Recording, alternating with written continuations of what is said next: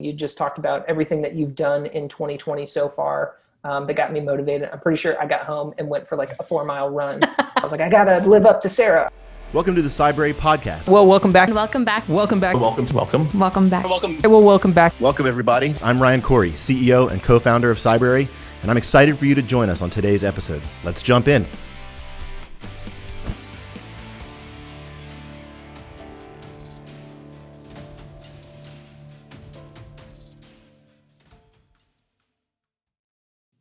Hello, everybody, and welcome to another episode of the Cybrary Podcast. Today, I'm excited to bring you Sarah Moffat, who will be talking about her company, Leading Ladies. How are you doing today, Sarah? I'm great. How are you doing? I'm doing great. Doing as well as I can in this COVID environment.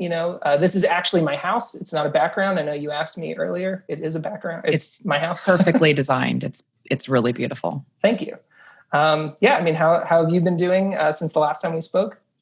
Doing good. So I'm working at home full time because I have a kindergartner and he is doing remote learning.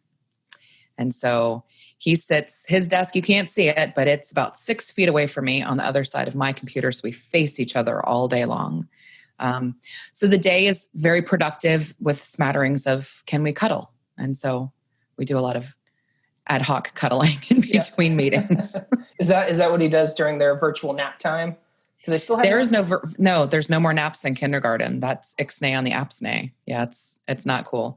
But he's learning to be engaged. He's learning to delete his profile from my Google Chromebook. He's done that twice now, so he's getting very good at computers. You got to start somewhere. And speaking of starting somewhere, why don't you tell us a little bit about Leading Ladies and kind of the mission that you kind of started it with? Sure. So I'm Sarah Moffat. I run a company called Leading Ladies. And my vision for the company is to be a global company that is providing leadership development and coaching specifically for women in male-dominated industries. And so I have been working in male-dominated industries for my entire career. I started out working as a secretary in a construction office and moved through different very male-dominated industries. Worked at a patent law firm for a while, and about 15 years ago started to work in IT. And it's in the way that I have been working through IT, I have been almost always the only female working in my groups. So, working with tons of software developers or help desk folks or whatever. And I've learned that there are different qualities that women bring to the table, that there's different levels of expertise, a different level of creativity that really helps to balance out that male-female equation. But I've also learned that there are things that as a woman, I have to do differently.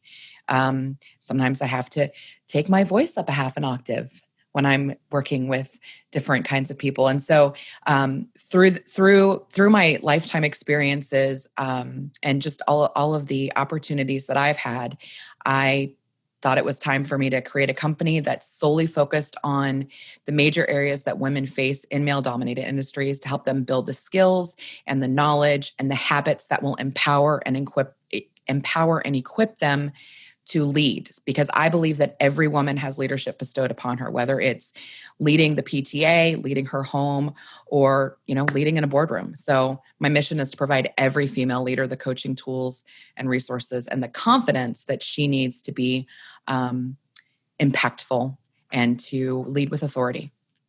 Yeah, that's great. And you touched on a bunch of things there, but so some of the things that you and me talked about last time that didn't occur to me. I'm obviously a man. I have, a lot of these things that you and me talked about last time, like I hadn't thought about, like you just talked about changing your voice register when you're talking about certain things.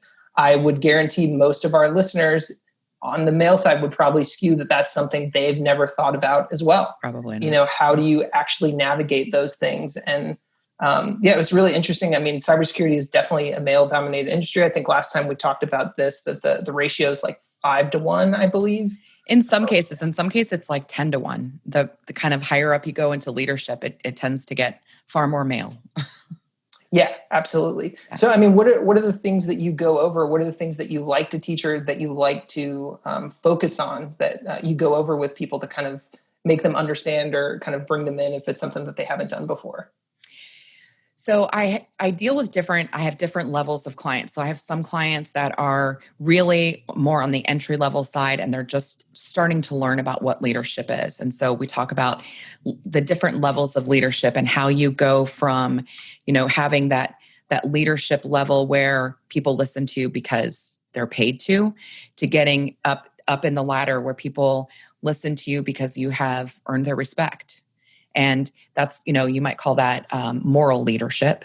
You could call that social leadership. So how you move up and what it looks like to move up to the next rung, which is where people follow you, yes, because it's your role, and yes, because they respect you, but also because you have proven that you're highly effective. And so from that path, a lot of women that I work with now, I do coaching on high performance. And so that really lights a fire under a lot of these women, because they realize a lot of women, are probably really high performers. They're juggling many things. They've learned to prioritize on the spot. And through coaching, oftentimes they realize they're either being undervalued or underpaid in their role. And they learn ways to walk in their superpower, ways to really kind of highlight the strengths that they have so that they end up serving their companies better. And that ends up giving them more opportunities for leadership and influence. And so just kind of a very organic path to where do you want to be in your leadership, really setting goals and recognizing, I was working with this one lady who she's been passed over for a promotion, like a monetary promotion for like 10 years. But they keep giving her more responsibility and more authority. And every time a new manager comes in, it's like, well, they'll be the one that's going to give me the raise. And when I talked to her about it, she's like, it's okay. It's okay because I like my job. And I'm feeling like, it is not okay. There's nothing okay about this. So really helping women understand that it's okay to say, no, this isn't working for me, and how to do that so that you're not branded as a bitch or abrasive. And that's sometimes when, moving your voice up a little bit. Or if some women kind of have a higher register, I'm going to ask them to drop their voice down a little bit and get a little bit quieter so that people need to lean in a little bit more and you really can command a room. So just different tips and techniques like that are just some of the things I'd work with. Yeah, that's really interesting. That somebody would go for, 10 years or so without getting, a monetary raise. I would have thrown a fit 9 years ago. It's like, hey, absolutely. And I think that's something that, that came up at Cybrary a while ago, just going over, we're kind of had a management meeting, and we were talking about, how do you deal with, just going through different scenarios and stuff. Like, how do you talk about compensation? If somebody asks for a raise or something like that. And I'll never forget, we had an outside lady come in talking to us about it. And she was like, well, mostly she's like, the only people who ask for raises are white men. I laughed immediately because it was true. I had already, like, before that meeting had started, it was something that I had talked to my manager about. And I was like, this is absolutely true. And I had never been asked from my employees for a raise. One of which is a lady. So it was just kind of interesting to get immediate feedback. Like, this is obviously an issue that people are having, and people just don't, know how to navigate if it's something that they haven't done before or aren't comfortable doing. It's really hard. And I think, so I'm a Gen Xer. I think millennial women are more adept. They're more willing. But I even have had another client who, and she's incredible. She's worked at the same company, and she's younger. She's worked there basically since she graduated high school. And she recently left. And when she left, she got a $51,000 pay increase and like a $20,000 signing bonus. But she had to be brave enough to say, it's time to step into something else. And she's doing a similar role. She's got a lot more responsibility now. And she's, we were talking about it a couple weeks ago, and it's, I said, when's the last time you felt really innovative in your old job? And it's hard to feel innovative, and it's hard to feel valued and valuable when you're literally not being valued. yeah, so she's gone into this new place, and man, she's got all these ideas, and she works in identity stuff, and she's just got all of these great ideas. And one of the neat things for me is that I have a background in cybersecurity. So working with women in male-dominated industries, I'm not just a talking head who studied leadership in college, though I did, but I have been in those shoes. I have been in those meetings, and I've had, I've had many instances where you walk away and you go, I wonder if that happened to me because I was a woman. And you hate to like play that card, but sometimes you're like, dang, pretty sure that happened to me because I'm a woman. Mm-hmm. Yeah. I mean, kind of what you touched on a little earlier. I mean, how do you know your worth at the company that you're at currently versus maybe going somewhere else and like, spreading your wings a little bit, especially, I mean, for me, myself, I've worked at places where you've been there for 5 years and you're like, okay, well, things are going to get better next year. Do I really want to leave and start somewhere completely new where I don't know anybody and it's a whole new position, all of this stuff. Those are, really hard decisions to make. And I can only, speculate on the compounded version of it as well. They're hard. They're hard decisions for any person to make, like, as you say, men and women alike. And there's really two kind of very direct ways that I handle that through coaching. And the first is to say, well, go interview, right? Update your LinkedIn profile, and here are the things that I recommend that you do to do that. Make sure your resume is updated, get some interviews and find out what people are offering. That's the first thing. And the first time you get an offer or you get an estimate that's like more than a couple % over what you're making now, it's a pretty good indicator that you're being undervalued.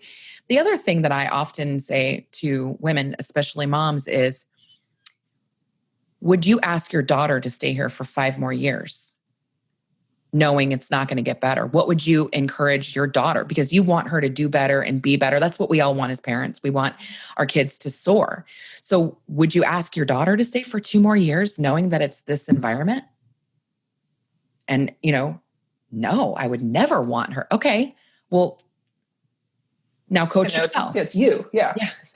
It's even more You personal. wouldn't want her to do that. Then that's time, that's a light bulb to go off. But, that's dealing with, that is helping women to recognize that they would already lead their family. They would already lead, they would talk to their girlfriend or a coworker, and they would encourage them to go do the hard thing, to go step up. So they already have all this leadership built in them. It's just a matter of going, you're already doing it. Now it's just a matter of fine tuning it and building your skill and gaining that influence, learning how to be persuasive and motivating yourself. And that's a big deal, especially right now during COVID. Motivation is waning. Yeah, absolutely. So, how do you take the tips and tricks that you give to a singular person and talk to them about building a team or something where they're going to have to work with other people? Is there any sort of overlap between those two, or is it, you kind of talk to people at an individual level, what's best for them, and then a team setting is kind of different?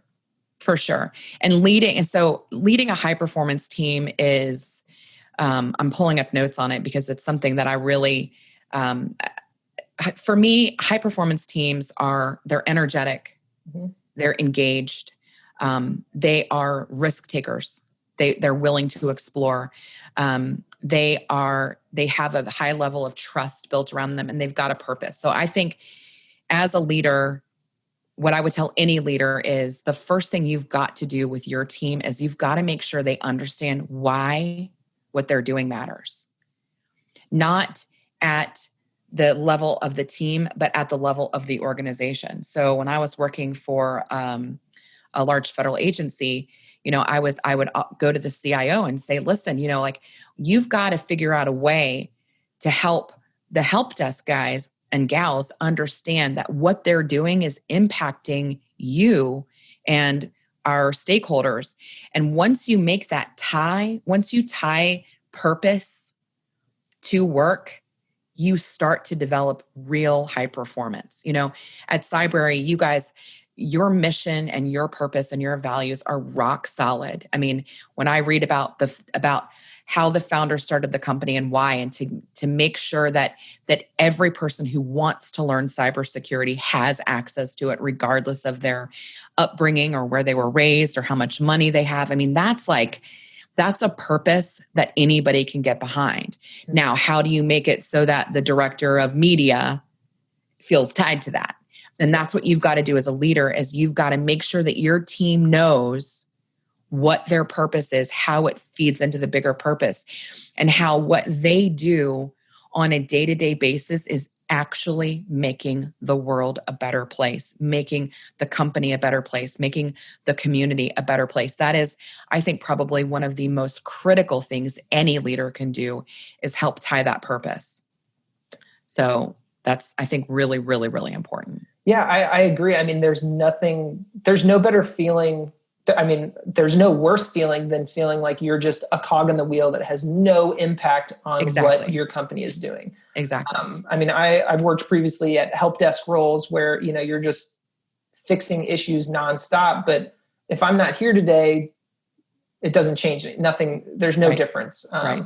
So yeah, I mean, making sure that, we're all driving towards the same goal. It reminds me of, NASA, when they were going to the moon. That was the whole entire mission of NASA was, we're going to the moon. Was everyone's mission. And I know there's a whole story behind it, but even the janitor, it's like, what are you doing to impact? It's like, I'm going to the moon. Like, that's what we're all here to do.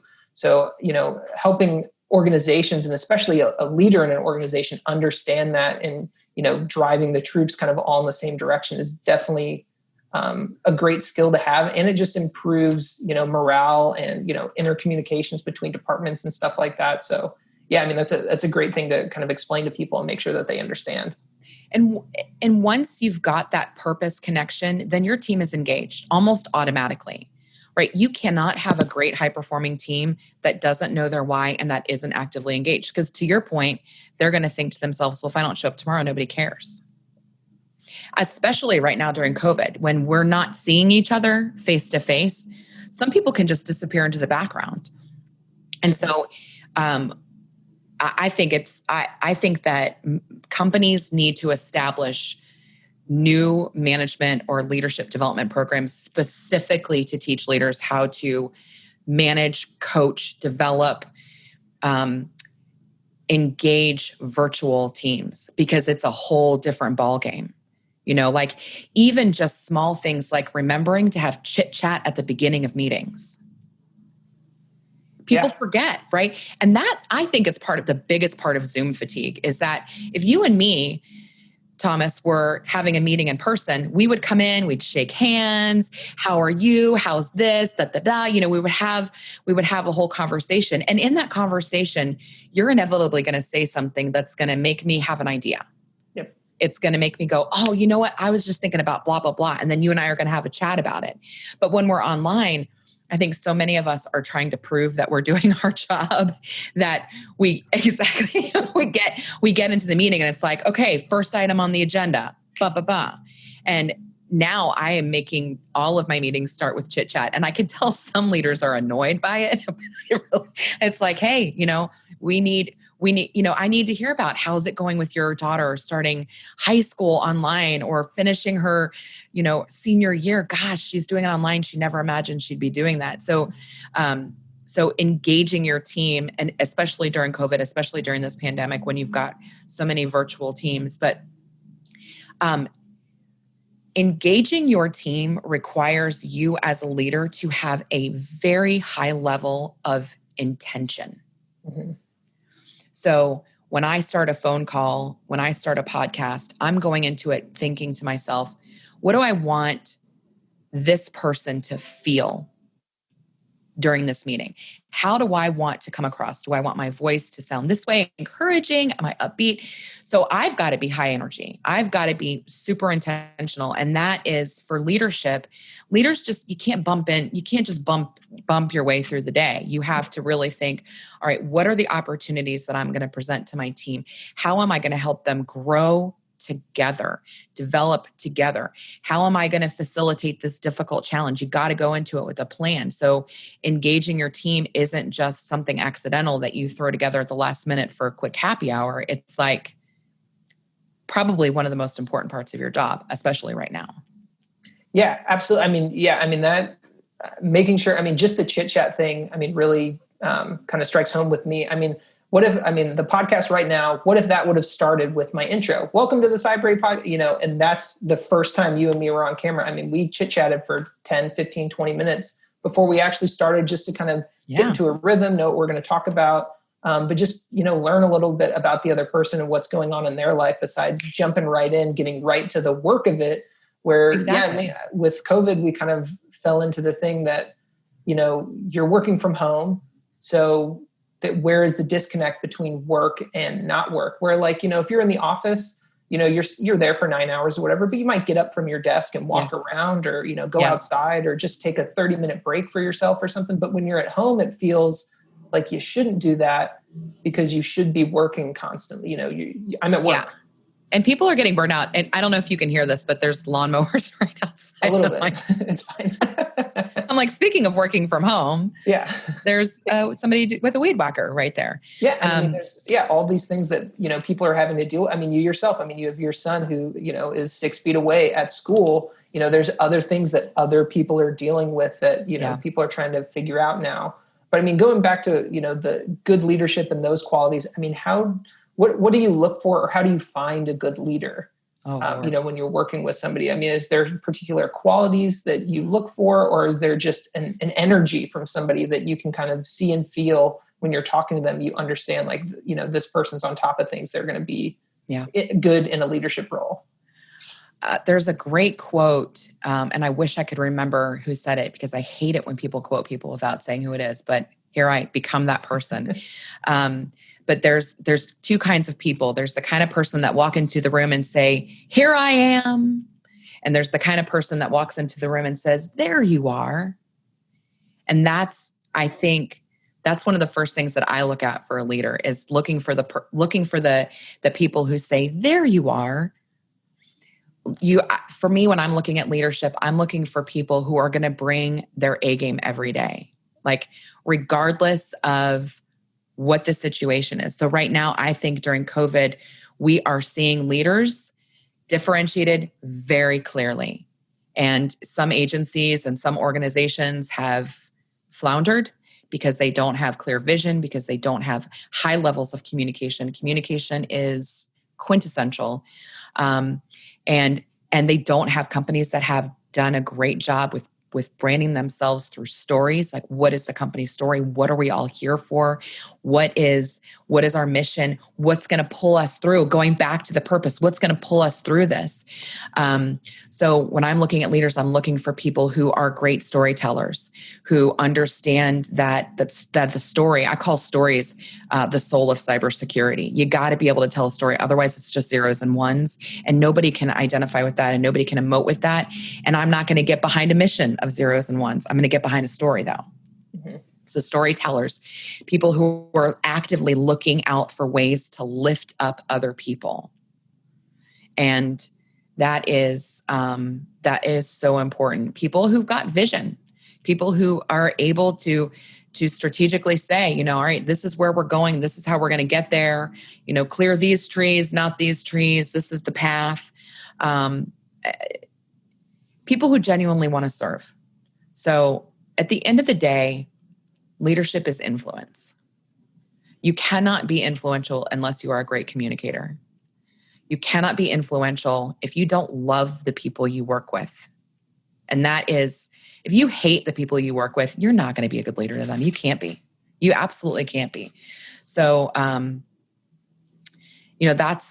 those are some of the things I think are really important. But I want to kind of bounce off something that you said earlier, which is totally off topic. If you don't mind me going off topic. Not at all. That's what podcasts are for. Amazing Cybrary topic. People are exhausted because they aren't managing their transitions well. And that's you don't realize that throughout your day, you have 100 transitions. You transition from asleep to awake, from awake to coffee, from coffee to this, from this to kids. And we used to have all of these amazing transitions built in that gave us buffers, right? I drive to the school, I drop off my son. Then I have this time where I drive to the office. Then I get in, I unpack my bag, I walk and get caught. There's all of these transitions. And then there's some rough transitions where you've got to bounce from meeting to meeting. Mm-hmm. And you ever feel like when you do that bounce at the end of the third meeting, you're like, feel like you just ran a marathon, you're exhausted. And that's because you haven't managed those transitions well. So when we're at home, we don't have those buffers built in. And so people have to be super, super mindful to build in intentional time to step away from their computer. So like I tell every single woman I coach, at the end of the day, I want you to set the time for when you would leave work. And I want you to go take a nap or go for a walk. Do something to signify leaving work. Because before, you would drive home or you would take the metro, you would listen to your podcast.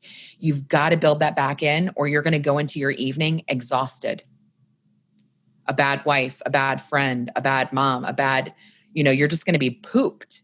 So feeling, I encourage everybody to work in 50-minute blocks. Set a timer for 50 minutes. I learned this from this guy, Brendan Burchard. Set a timer for 50 minutes and come hell or high water, I'm getting up at that 50-minute mark. I'm going to go get some more water, take my bio break. I've got a 0.2 mile block that I can go out and do in just a couple of minutes, get myself refreshed, sit down. When I sit down for another 50 minutes, I'm going to give my best. And I can do that throughout the day. It's like stopping at rest stops along the way. Mm-hmm. So that when you get to your destination, you're not out of gas. Yeah, I mean, that's such a great analogy. And I think something that a lot of people have been missing. And I think, some people have gotten better, since we've been in, quarantine for so long, but some people still kind of haven't figured it out. Because, you're right. I mean, a lot of people now, you probably wake up, you check your phone. Don't do that. Yeah. That's the first thing most people do. They check your phone, then boom, you're in your email. Okay, now you're already at work. And it's, 2 minutes after you've been awake and then you walk into wherever, there's no separation, it's hard for people to kind of, make those transitions like you're calling them. So making sure that you're taking breaks or just, taking a checkout. One of my neighbors, her son is in school right now and they do like 40 minutes of learning and then they get like a 20 or 30 minute break and then they just kind of flip flop like that, which I think makes a lot of sense. Like it's, we can't you can't just do this nonstop all day without, especially working from home. You're not you're not chit chatting with Marge at the coffee machine. You're not you're not having all of these other random little breaks that you usually have being in an office setting when you're home alone. And what happens is two things. Number one, your innovation level goes down. This is a cybersecurity podcast. And obviously, right now we need innovation. We need creativity. We need tenacity. And the lower your energy gets, the less meaningful interactions you have, the less innovative you can be because our ideas need to bounce off of other ideas. That's how ideas grow. Mm-hmm. You've seen that happen kind of in more organic ways where you're watching a movie and all of a sudden you're like, oh, I got to do a podcast about blah, blah, blah. It's like you kind of had this idea in the back of your head and then it bounced into this other idea. And we need that at work. We need those casual opportunities, but also it's our leaders and anybody who's listening or watching this podcast. If you're a leader, either morally, because people are just following you, or you've got the authority, there's an opportunity for all of us to change the norm in a really positive way right now. Make your meetings 50 minutes instead of an hour. Give people that 10-minute time. Make sure you're starting with human connection. Make sure you're turning on your microphones. And ladies, I'm talking to you. This means you have to get dressed and put on real clothes every day.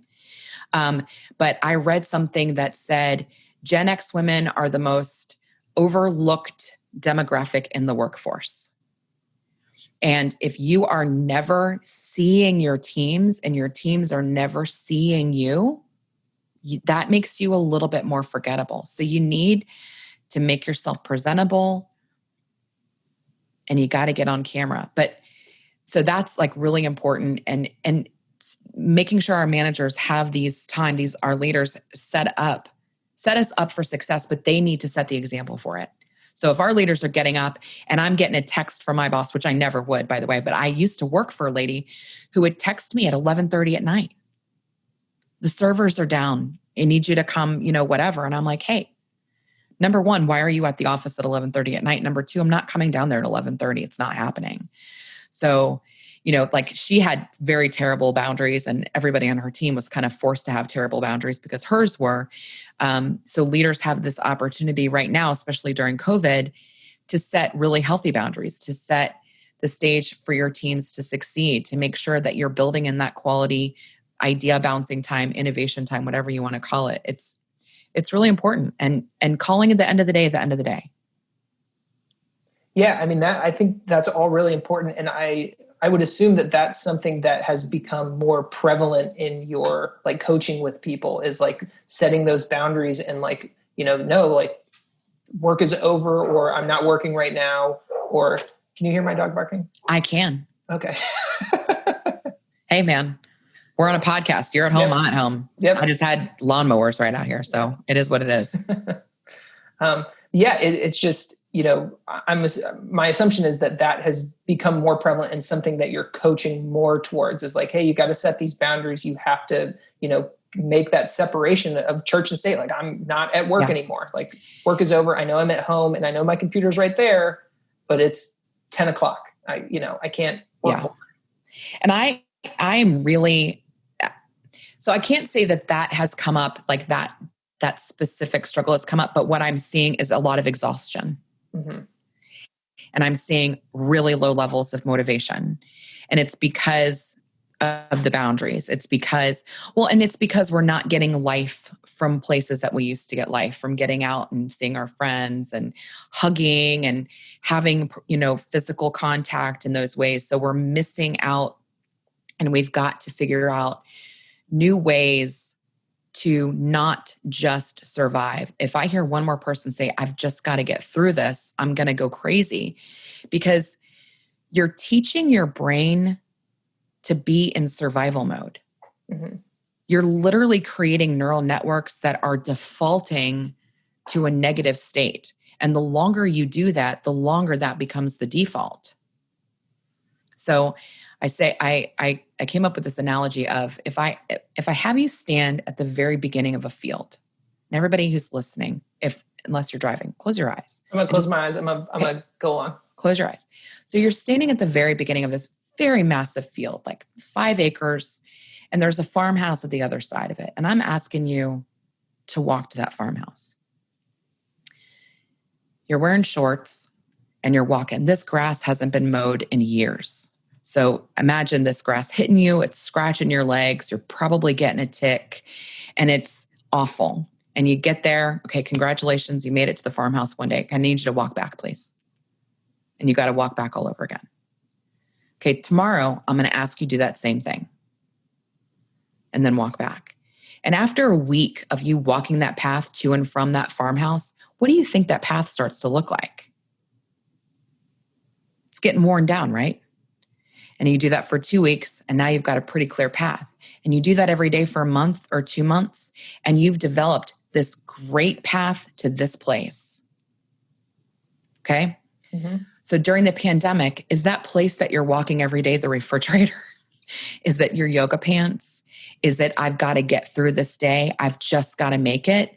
Because that's the path that you're walking back and forth. And that is going to be, now if I ask you to get to that farmhouse another way, you've got to chart a whole nother path. You got to go through, and now you know how much it's going to hurt. Mm-hmm. And now you know how itchy it's going to be, and you don't want to do it. But the same thing goes for the idea of if you're making those positive connections. If you've decided that every day you're going to get up and get dressed and put your shoes on no matter what, you've just created this rhythm of doing something positive for yourself, that you're going to go for a walk during your breaks, that you're going to, make sure that at the end of the day, I have a drawer here. I physically take my work computer and put it in the drawer with my keyboard and my mouse, and I close it at 6 o'clock. I'm not turning it back on. And in my line of work, there's no like real emergencies after 6 o'clock. There's no like, we need you to do whatever. So I can do that. And some folks, especially if you're on call or whatever, you don't have that opportunity. But But what we're all leaders are asking us to do things, and we need, as leader, you need to be able to understand like what your people are going through. What is that path that they're taking? And you need to figure out a way. Do you need to mow the lawn for them? Like, what can you do as a leader to make that path easier? And as a coach, I'm asking women to walk this path, which is asking for a raise, asking to step up into a new role, being willing to leave the company that they've been at, being willing to say, all right, I'm going to get up a half hour early every day so that I can have time for myself, so I can be a better person. And yeah, the first couple of times you walk that path, it's going to suck. But after a while, you're going to wear the path down and it's going to become who you are. And that's how we build leaders, is step by step, pace by pace, little path by little path, until we've started to develop these habits and these rituals and these paths for influence. Wow. That's such a good analogy. I mean, the pathways itself, and, creating the disconnect and the things that, are becoming important to people. I mean, I myself, I work in, this room. And so when I'm done for the day, like I close that door and I don't come in this room at all. That's a luxury most people don't have. But yeah, just putting your computer away, like out of sight, out of mind is something that I think, people need to get used to, or, start thinking about, just because it's going to be better for you. It's going to be better for yourself. And it's going to make you a better everything. When you've got those clear lines, and that's what we as leaders need to be doing for our teams. We need to say, if I catch you online, I need to say, Thomas, hey, I saw you online last night at 7:00. There's no Cybrary emergencies right now, my friend. Everything can wait until tomorrow. You need to spend time with your fiance. Mm-hmm. You need to go outside. It's beautiful weather, whatever it is. And we need to set that example, and we can't do that unless we're being, if you wake up in the morning and the first thing you do is pick up your phone, how intentional are you being right now? 0%. 0% intentional. And what does Stephen Covey tell us? Begin with the end in mind. So when I start my day, the first thing I say to myself, which you guys might think is crazy, I say, I'm the CEO. And then I ask myself, what's the CEO going to do today? Well, she's not going to stay in her yoga pants, right? She's going to have a delicious cup of coffee, and she's going to freaking own her day. So I have lists. These are the things I must do. And on Friday, I've got what I learned. I call it my Friday finish list. And whatever I didn't get done, I'm knocking it out. As soon as I'm done with that on Friday, I'm done. Mm-hmm. So really being intentional about what is it that you must do? How do you connect well with people? How are you going to engage yourself? If you can't wake up this morning and think about something that you're really excited about, you need to reprioritize. We all need to have things that we're excited about, especially right now. Mm-hmm. Yeah. What are you excited about today? Besides chatting with me, obviously. Oh, highlight of my day. What day is today? Today's Wednesday. I'm making fajitas today, which I'm pretty pumped about. Not a crazy thing, but it's exciting to me. It's I've kind of planned my night around it. So, it's something that I've, thought about, and I'm looking forward to for the end of the day, that also doesn't have anything to do with work. That's perfect. And we all need those little things. And during the beginning of COVID, almost all of us gave up the things we were looking forward to. Mm-hmm. Almost all of us did. And it's time for us to pick those things back up. I keep seeing things like, I'm just going to put up the tree and call it a year. Y'all, if you think the ball is going to drop on December 31st at 11:59 p.m. and you're going to all of a sudden be in 2021 and it's going to be different, it's not. Mm-hmm. This is where we're at. So we've got to learn to lead with purpose and integrity and energy and engagement. And, that's everybody who's probably listening to this, people who are going through and using Cybrary, which I'm a huge fan of, the organization and what you offer, all actively working to make your lives better. You're training yourselves to do new things, to attain new skills, to keep growing. Don't lose sight of that just because life is hard right now. Mm-hmm. Don't stop walking the path that you were walking, because when you stop walking it, the overgrowth is going to come back and it's just going to make it harder. So keep walking that path. You've got to be persistent. You've got to be tenacious. You've got to keep going after it. You've got to. Yeah, I mean, I think that's a great place to kind of close out kind of here. I mean, Sarah, I mean, you're super inspirational. I told you that last time we were on the phone. I told you that you really inspired me last time that we talked. I mean, you just talked about everything that you've done in 2020 so far that got me motivated. I'm pretty sure I got home and went for like a 4-mile run. I was like, I got to live up to Sarah. I was just getting out there. So, I mean, everyone listening, definitely, like take some of these points to heart, definitely, pay attention to the things that she's been saying. Sarah, I mean, where can people, I mean, is there a place people can follow you or kind of learn more? Yeah. I know Leading Ladies has a site, but I want to give you a spot where you can kind of thank you. About some advice for people. Yeah. So I have Instagram. It's at Leading Ladies Co. And I'm on Facebook, which is the same. And I'm on LinkedIn. Anybody can follow me on LinkedIn or request me. And I always feel honored to have the opportunity to build community. And, I have had a pretty kick-ass year. I started out 2020 on January 1st. I started my master's degree and I graduated with my master's degree in management and leadership on August 17th. Wow. During COVID, and I also had major surgery on the 8th. I've lost 97 pounds this year.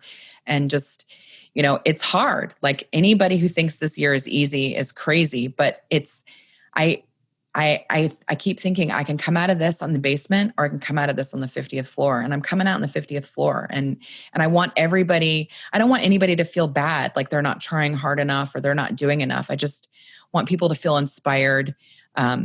Tony Robbins always says, I'm not saying this to impress you, but to impress upon you that greatness is for any of us. And greatness for you could be shutting off your dang computer at 4:00, picking up your kids early and hanging out with them. It can be just drawing that line in the sand. But yeah, I mean, I'm so honored to be here. I think Cybrary is a great organization.